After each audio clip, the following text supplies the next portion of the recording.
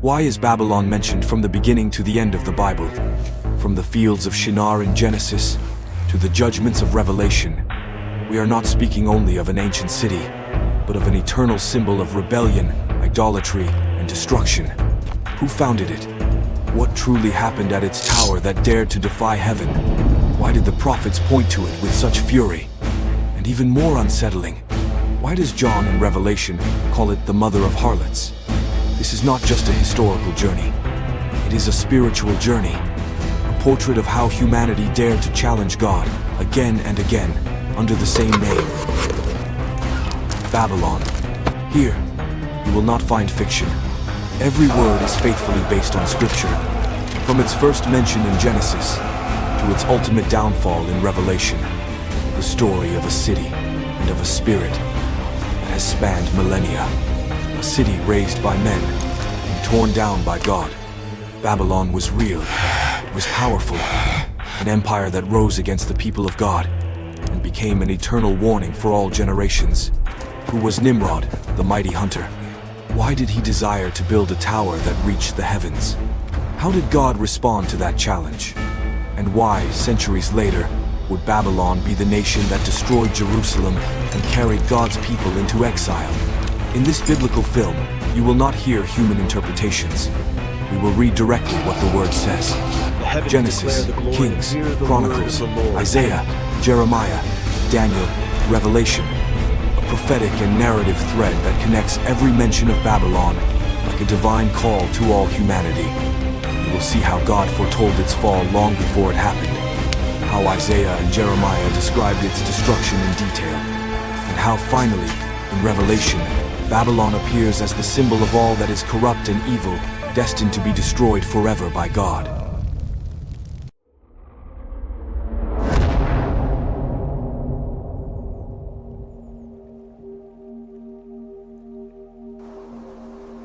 In the days that followed the Great Flood, the world was a new canvas, fresh, silent. The rivers were still seeking their course. Forests grew upon the damp earth, and the survivors, descendants of Noah, gazed at the horizon, carrying both hope and fear. Everything they had once known was gone, and now they were called to raise a new story. Shem, Ham, and Japheth, together with their children, began to settle the fertile valleys of Mesopotamia. It was a rich land, nourished by the Tigris and Euphrates rivers, where life flourished in abundance. There, where the soil generously responded to human labor, a dream was born, a dream that soon became an obsession. To build not only houses, but a city that would defy time itself. At first, the families lived in simple tents. Each sunrise was a battle against uncertainty. They had to find food, tame animals, learn to cultivate the fields. But while some dreamed of a quiet life, others began to desire something greater. Among all the descendants, one man stood out who would mark history. Nimrod, grandson of Ham. Scripture describes him as a mighty man, a formidable hunter, but more than his physical strength, what set him apart was his ambition. Nimrod was not content with tending flocks or working the soil. He longed to establish a kingdom, to centralize power, to unite men under a single banner. For many, his bravery was inspiring. He defended the villages from wild beasts and organized expeditions to protect travelers. Yet within him burned a fiercer fire, the desire to rule over all. Thus, under his leadership, the project of a city was born on the plains of Shinar. That city would be called Babylon. Its name, according to tradition, meant the Gate of the Gods. At first, its walls were humble, built with baked bricks and mortar. But behind every stone lay a greater purpose, to consolidate a center of power, a symbol of human greatness. The elders told how, in those early days, men spoke a single language. That unity gave strength to the project, for no one felt foreign or estranged. Work went on day and night. Each family contributed. Some made bricks, others cut wood, Others transported materials. The city grew, and with it grew Nimrod's vision. Daily life in the emerging Babylon was a mosaic of toil and pride. Women ground grain and baked bread for the workers. Children, curious and playful, built small constructions of mud and wood, imitating their fathers. At dusk, campfires lit the settlements, and men spoke loudly of the future. They no longer wished to be scattered wanderers, but a united people under one king. Yet what began as a need for protection against beasts and the dangers of the land soon transformed into a desire to transcend what was human. Babylon would not be just a city. It would be the heart of the world, the place where men would grasp eternal glory. Nimrod spoke of a city that would depend on no one, not even the God who had saved Noah. His words seduced. Let us unite, let us build, let us be remembered forever. The air was heavy with ambition. Bonfires blazed through the night, illuminating the weary yet proud faces of those who worked without rest. Songs were heard, prayers were raised, but they were not humble prayers to God. They were praises to the strength of man, to his ability to forge with his own hands a future independent from the Creator. As time went on, Nimrod began to be seen not merely as a leader, but as a king. He sat upon an improvised throne of stone, issued commands, and received tributes. The city he had once dreamed of was no longer just a refuge. It was becoming a kingdom. From its towers, the fields were watched. From its plazas, decrees were imposed. And on its altars, sacrifices were offered not to the God of heaven, but to the forces of nature and to idols born of the human heart.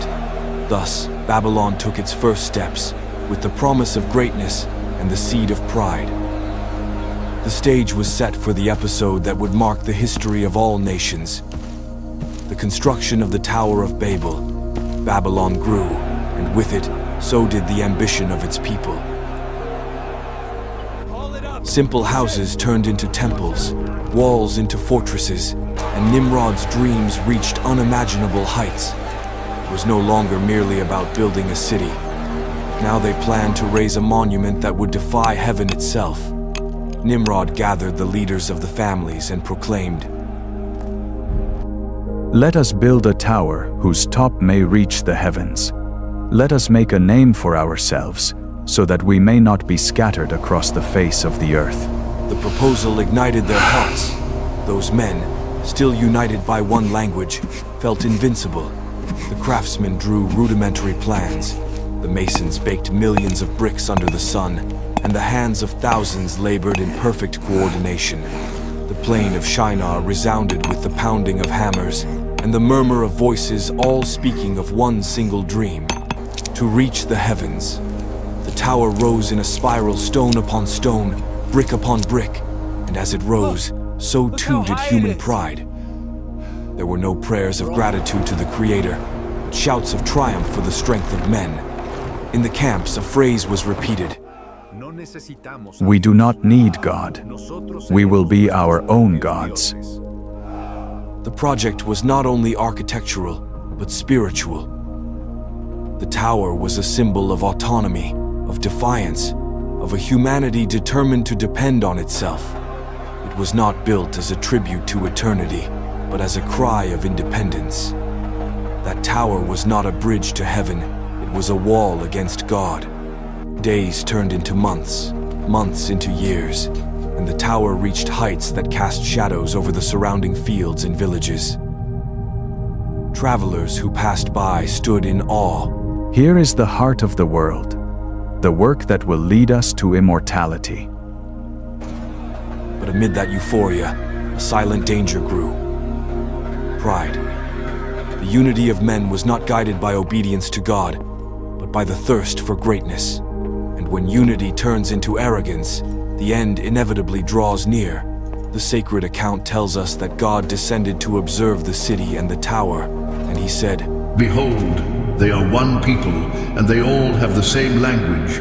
They have begun this work, and nothing will restrain them from what they have purposed to do. Come, let us go down and confuse their language, so that they may not understand one another's speech."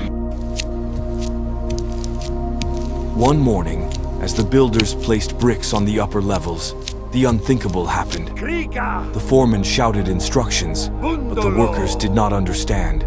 Where once there had been clarity, now confusion reigned. Some spoke strange words, others replied with useless gestures. You must bring more stone. No, the wood. We need more wood. The murmur of voices that had once been a melody turned into a chaos of unknown tongues. Disorder broke out at once. Some accused others of betrayal, others whispered of conspiracies. Work crews stopped their labor, arguments multiplied, and what had once been a common dream became an unfinished tower. The unity that had given strength to the project shattered into 1,000 pieces. That day, the city erupted in conflict. Whole families, unable to communicate with their neighbors, began to separate from one another. Some journeyed north, others south. Still others followed the rivers, seeking distant lands. Those who shared the same language gathered together, and thus the nations were born. The tower, left half-built, stood as a monument to frustrated pride. Its bricks wore down over time, and what had begun as the Gate of the Gods became instead the symbol of confusion. From then on, that place was called Babel, because there the Lord confused the language of the whole earth. Nimrod's dream of uniting the world under his rule ended in dispersion. What was meant to be a stairway to glory became ruins, and what was intended as an eternal monument crumbled into dust. The lesson was engraved in history. No empire raised on pride can stand. Babylon was born with a seal of greatness, but also with a mark of judgment. The echo of that tower would resound through the ages, reminding mankind that arrogance always leads to downfall.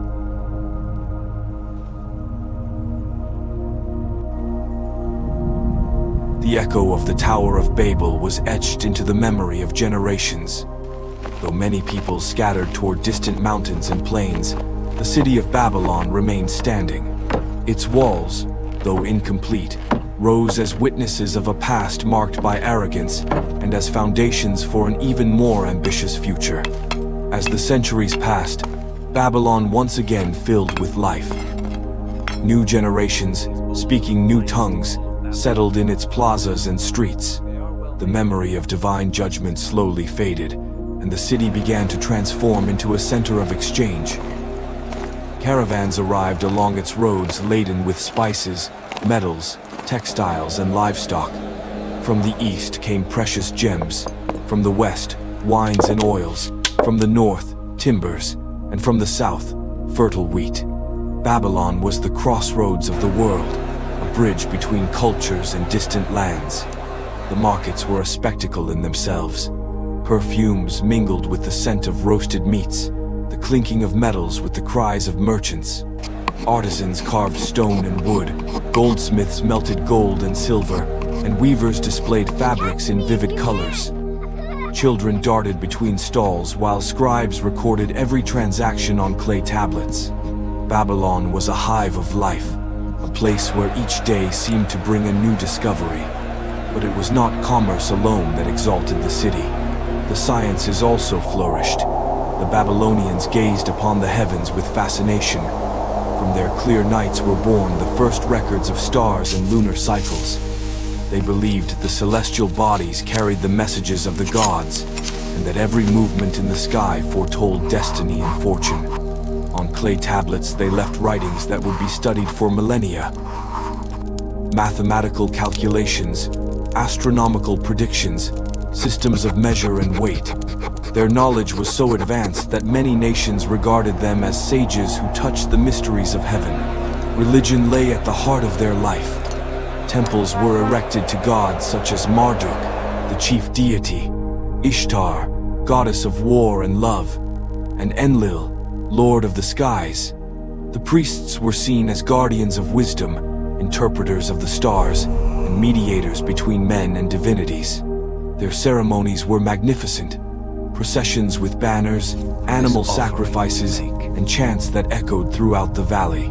Babylon was not only a place of commerce, but also a sanctuary of spiritual power, though that power was estranged from the true God. Social organization reflected that grandeur. At the summit stood the king, whose authority was considered sacred. He was no longer merely a ruler. He was viewed as the representative of the gods on earth. His word was law, and his image rose in statues of bronze and stone. Beneath him were the priests and nobles, who controlled the temples, the lands, and trade. Below them came the scribes, artisans, and merchants, the driving force of wealth. At the base were peasants and slaves, whose labor sustained the magnificence of the city. Everyone had their place, and all, in one way or another, served the exaltation of Babylon. In time, the city extended its influence beyond its walls. Armed groups, under the king's orders, explored and subdued nearby territories. It was not yet the great empire it would later become, but neighboring peoples already felt the weight of Babylon. Some came willingly to its markets to trade, drawn by its abundance. Others, however, feared that this powerful city would eventually subjugate them. Travelers arriving from distant lands were left astonished. Never have we seen a city more wealthy, more imposing, more proud.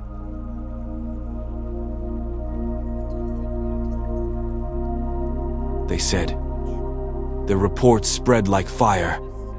Babylon was the heart of the world, the jewel of the valley, the city where wealth seemed without end. But within that splendor beat a contrast. While some praised the greatness of Babylon, others saw it as a threat. Behind the abundance and the science lay the arrogance of a people who glorified themselves.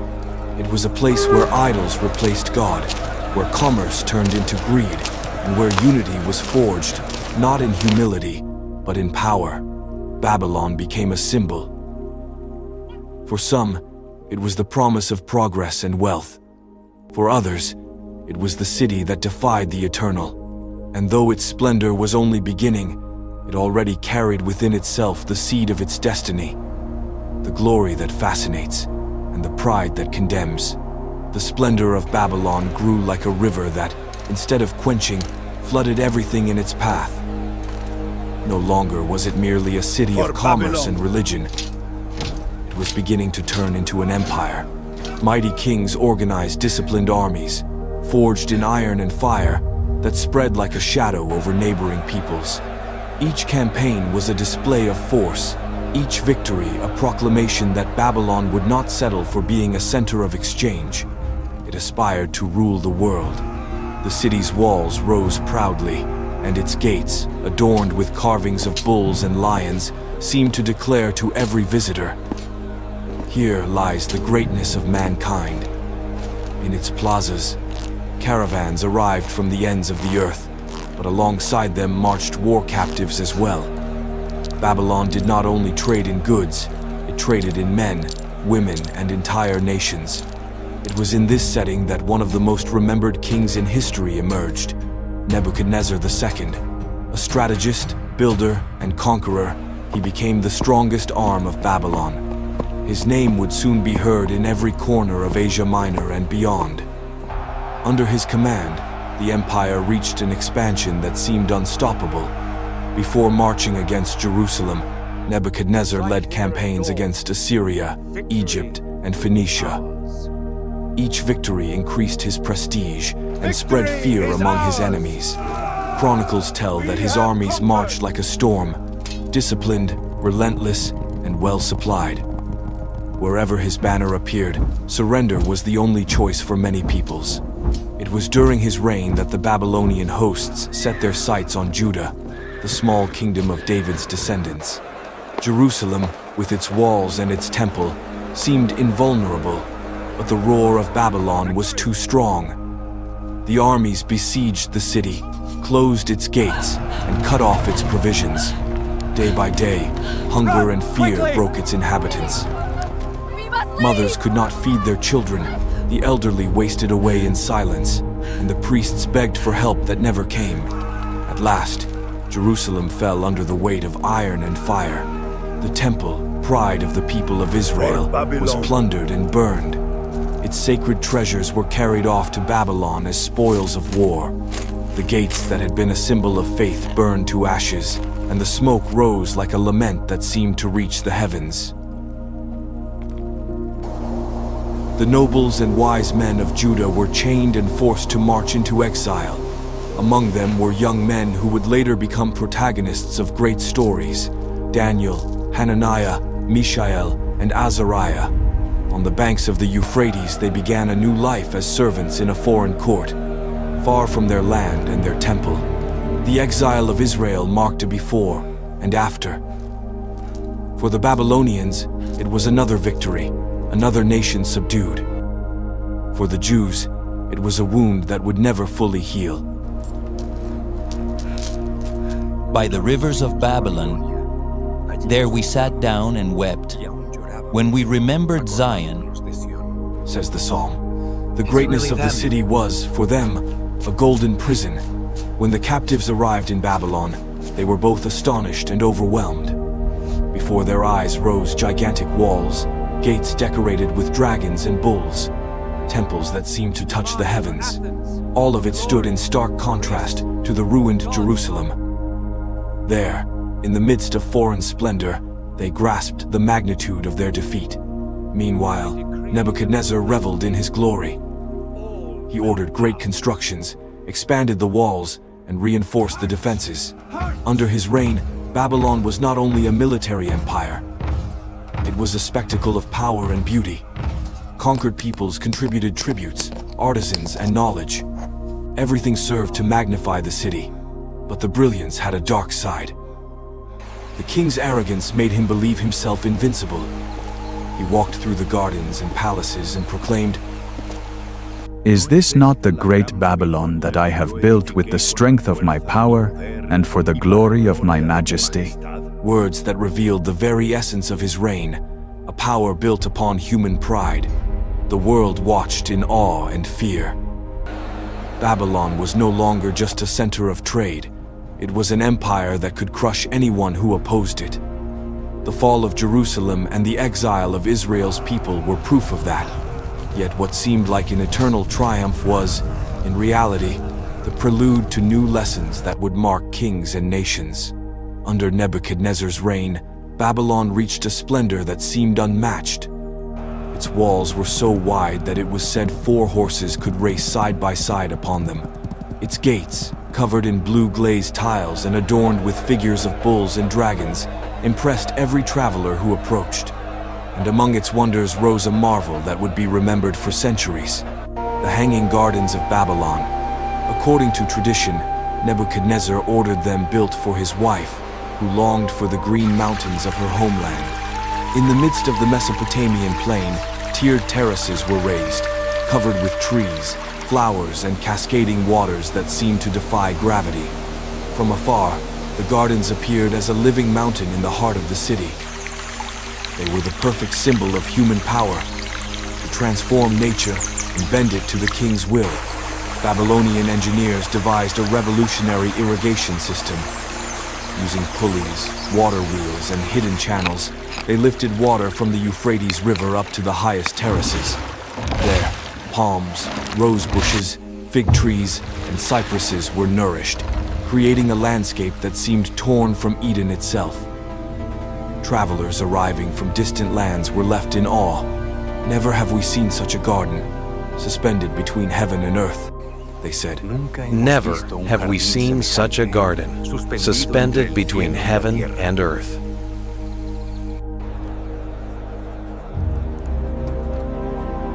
The Babylonians took pride in their city, and with reason. No other place in the world gathered so much wealth, science, and beauty. Yet within that pride also pulsed the seed of arrogance. Nebuchadnezzar was not only a feared conqueror, he was also a visionary builder. During his reign, Babylon reached an architectural and cultural splendor without precedent. He ordered the city walls to be reinforced until they became one of the greatest defenses of the ancient world, so wide, it was said, that chariots could race upon them. He built temples to honor his gods and expanded the royal palaces, decorating them with vivid mosaics.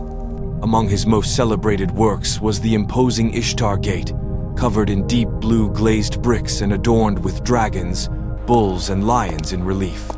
This gate became a symbol of power and welcome, reminding every visitor that Babylon was the jewel of the world. Not satisfied with being called the head of gold in the dream of the statue, Nebuchadnezzar decided to raise up his own glory. He commanded a colossal statue of gold about 30 meters high to be erected in the plain of Dura. He summoned princes, governors, judges, and peoples of all nations under his rule. The decree was clear. At the sound of music, all were to bow down and worship the statue. Whoever refused would be thrown into the blazing furnace. Among the crowd were 3 young Hebrews, Shadrach, Meshach, and Abednego. They refused to bow.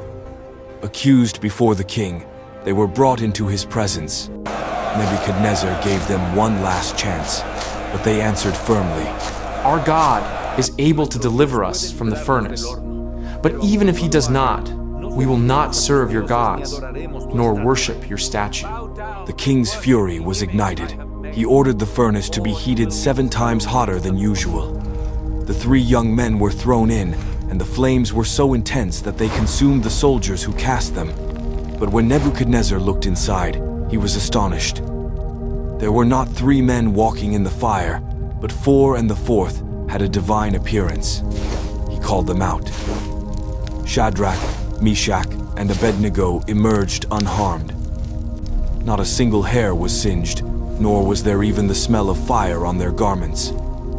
Then the king proclaimed, "Blessed be their God, who sent his angel and delivered them. No other God can save in this way." Once more, the sovereign of Babylon acknowledged the power of the Most High, yet the seed of pride continued to beat in his heart. Nebuchadnezzar was a mighty king, but also a restless man. In the depths of his nights, he was assaulted by dreams that filled him with fear.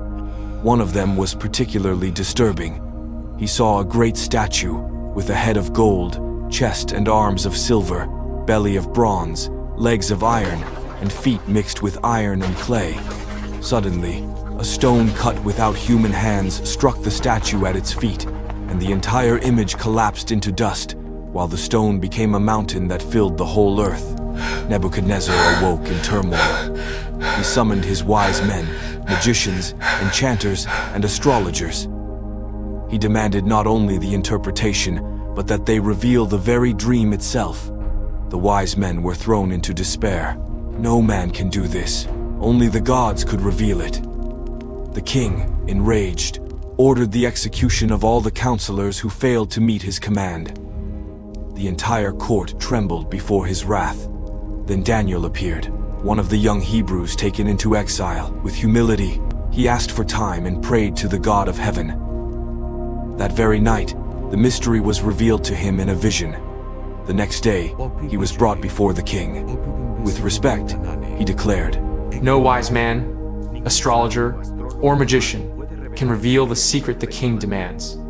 But there is a God in heaven who reveals mysteries, and he has shown the king what will take place in the days to come. You are that head of gold. After you, other kingdoms will arise, one of silver, another of bronze, another of iron, and finally a divided kingdom, both strong and fragile. But in the end, the God of heaven will establish a kingdom that shall never be destroyed, and it will consume all the others." The king was astonished. Within him burned the pride of being the head of gold, but also the fear that his kingdom would not last forever. He fell before Daniel, acknowledging the greatness of the God who had revealed the mystery and exalted him above the wise men of Babylon. Yet, with time, arrogance returned to his heart. Babylon was so majestic that it seemed eternal. Its gardens, temples, and walls stood as testimony to its power. Still, the dream had planted a seed of doubt. The most glorious empire could crumble in a moment. Sometime later, Nebuchadnezzar had another dream. This time, he saw a massive tree in the midst of the earth. Its top reached the heavens, and its branches gave shade to the nations. Animals found shelter beneath it, and birds nested in its branches. But suddenly, a messenger from heaven descended and proclaimed, Cut down the tree, leave only the stump and its roots, bound with iron and bronze, to remain in the field. Let his heart be changed from that of a man, and let him be given the heart of a beast, and let 7 times pass over him. None of the wise men could interpret the dream. Once again, Daniel was summoned before the king. With a troubled face, he explained, O king, the tree is you. You have grown and become strong, and your greatness has reached to the heavens, and your dominion to the ends of the earth. But because you have exalted yourself, God has decreed that you will be driven from among men, you will dwell with the beasts of the field, and you will eat grass like oxen. 7 years will pass until you acknowledge that the Most High rules over the kingdoms of men and gives them to whomever he wills. Daniel pleaded with the king to repent and practice justice, that his punishment might be averted. But Nebuchadnezzar did not listen. 12 months later, as he walked through his palace, gazing upon the greatness of his city, he cried out in arrogance, Is this not the great Babylon that I have built by the strength of my power, and for the glory of my majesty? He had not yet finished speaking when a voice from heaven thundered, Your kingdom has been taken from you. You shall be driven from among men, and your dwelling shall be with the beasts of the field. At that very moment, the king's mind was broken. He lost his reason and fled from men. He lived in the fields like a beast. His body was drenched with dew. His hair grew like eagle's feathers, and his nails like the claws of a bird. The most powerful man on earth had been reduced to an animal, fulfilling the word of the Most High. The years of humiliation passed. Now I, Nebuchadnezzar, praise, exalt, and glorify the King of heaven, because all his works are true and his ways are just, and he is able to humble those who walk in pride. Thus ended the life of the great king, not as the invincible conqueror who built palaces and gardens, but as a broken man who learned that true greatness is not found in human kingdoms, but in recognizing the sovereignty of the eternal God. According to the Bible, especially in the book of Daniel, the story of Nebuchadnezzar concludes with his recovery of understanding and his acknowledgement of God. After that, the text gives no further details about his life or the exact moment of his death. Historical records and Babylonian chronicles confirm that Nebuchadnezzar II died around 562 B, after more than 40 years of reign. After Nebuchadnezzar's death, Babylon entered a time of instability. The throne that had once been the center of world power quickly passed from hand to hand. His son, evil Merodach, reigned briefly before being deposed. Then came other rulers, each weaker than the one before. The splendor Nebuchadnezzar had built began to crack. Though palaces and walls still stood, the empire's glory was fading from within. Court intrigues, conspiracies, and assassinations marked the years that followed. Finally, power came to Belshazzar, Nebuchadnezzar's grandson, who ruled as co-regent alongside his father Nabonidus. But unlike the great builder king, Belshazzar did not seek to strengthen the empire, nor to honor the God who had humbled his grandfather. He preferred luxury, feasting, and arrogance. Under his reign, Babylon was no longer invincible. Outwardly, it still appeared majestic, but inwardly, it was rotting away. One night, Belshazzar held a great banquet in his palace. He invited 1,000 of his princes, nobles, and concubines. The halls shone with golden lamps. The tables overflowed with meats, exotic fruits, and wines brought from distant lands. The music of harps and flutes filled the air as dancers entertained the guests. The king, drunk with wine and pride, sought to show that his power was eternal, that Babylon was impregnable. In the midst of his drunkenness, Belshazzar committed an act that would seal his fate. He ordered the sacred vessels that Nebuchadnezzar had taken from the temple in Jerusalem to be brought forth. Those utensils had been consecrated to the God of Israel, but now they were placed into profane hands. The guests drank wine from them while praising the gods of gold, silver, bronze, iron, wood, and stone. It was the height of arrogance, to take what was holy and turn it into mockery. Suddenly, in the midst of the celebration, the unthinkable happened. A mysterious hand appeared on the palace wall and began to write strange words. Mene, mene, tekel, upharsin. The music stopped, the laughter ceased. The king's face turned pale, his knees knocked together, and his heart was filled with terror. The wise men were summoned at once to read the writing, but none could interpret it. The princes looked at one another in confusion. The musicians were silent, and the cups lay forgotten upon the tables. Fear grew like a shadow over the hall. Then the Queen Mother, recalling the days of Nebuchadnezzar, spoke the name of Daniel, the Hebrew exile who had revealed mysteries in the past. Daniel was brought before the king. Belshazzar, desperate, promised to clothe him in purple, to place a gold chain around his neck, and to make him the third ruler of the kingdom if he could interpret the inscription. But Daniel, with firmness and without fear, replied that he sought no human rewards. Before revealing the mystery, he reminded the king of his predecessor's story. O king, the Most High gave Nebuchadnezzar greatness, glory, and majesty. But when his heart was lifted up, he was humbled, until he acknowledged that the Most High rules over the kingdoms of men and gives them to whomever he wills. You, Belshazzar, knowing all this, have not humbled your heart. Instead, you have exalted yourself against the Lord of heaven. You have profaned the vessels of his temple, and you have given praise to gods that neither see nor hear, but the God in whose hand is your very breath you have not honored. Silence gripped the hall. Many. God has numbered the days of your kingdom and brought it to an end. Tekel. You have been weighed in the balance and found wanting. Paris. Your kingdom has been divided and given to the Medes and Persians. Belshazzar, in a futile gesture, fulfilled his promise and clothed Daniel in purple, placed a gold chain on his neck, and proclaimed him third ruler of the kingdom. But those honors were empty, for the sentence had already been sealed.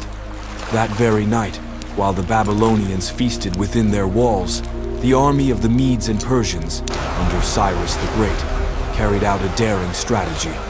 They diverted the course of the Euphrates River, causing its waters to recede from the channel that ran through the city.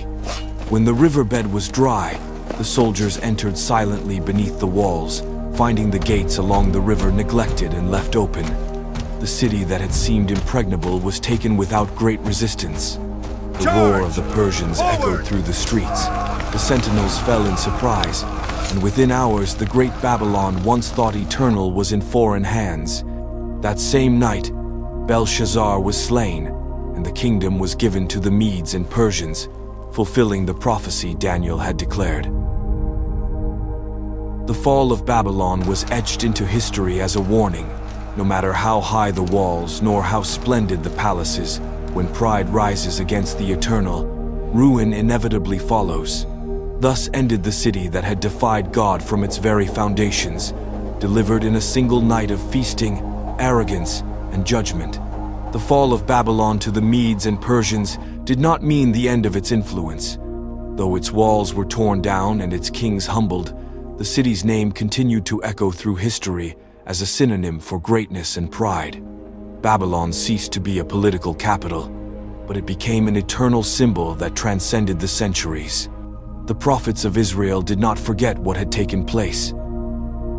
Centuries earlier, Isaiah had declared, Babylon, the jewel of kingdoms, will be like Sodom and Gomorrah, overthrown by God. Never again will it be inhabited. No one will live in it from generation to generation. Jeremiah too proclaimed its judgment, foretelling that its rivers would dry up and its palaces would lie desolate. The city's fall was seen as the fulfillment of those words, but also as a warning to every empire that would follow the same path of pride. For the Jews in exile, Babylon represented more than a political enemy. It was the city that had torn them from their land, the place where they wept by the rivers, remembering Zion. Yet it was also the stage where the faithfulness of men like Daniel shone, men who, amid foreign opulence, remained steadfast in their devotion. Thus, Babylon was engraved in Israel's memory, both as a symbol of oppression and as a battlefield where faith triumphed over worldly arrogance. As centuries passed, Babylon ceased to be a mighty kingdom and became ruins. Greek travelers such as Herodotus wrote of the immensity of its walls and temples, but even in his day many of its structures had already decayed. Later explorers found fallen towers, temples buried in sand, and roads overgrown with weeds. What had once been the pride of the world had become a lair of jackals and a refuge for bandits. The silence of the ruins seemed to cry out that human empires are not eternal. Yet, Babylon did not disappear from the biblical record. In Revelation, written centuries later, it reappears not as a physical city, but as a spiritual symbol. There it is described as the Great Harlot, the mother of earth's abominations, clothed in purple and scarlet, drunk with the blood of the saints. Her final fall is announced with a mighty voice. Fallen, fallen is Babylon the Great. She has become a dwelling place for demons, a haunt for every impure spirit.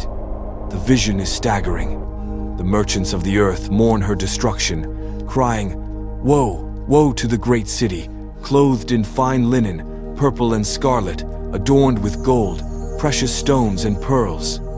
For in a single hour such great wealth has been brought to ruin."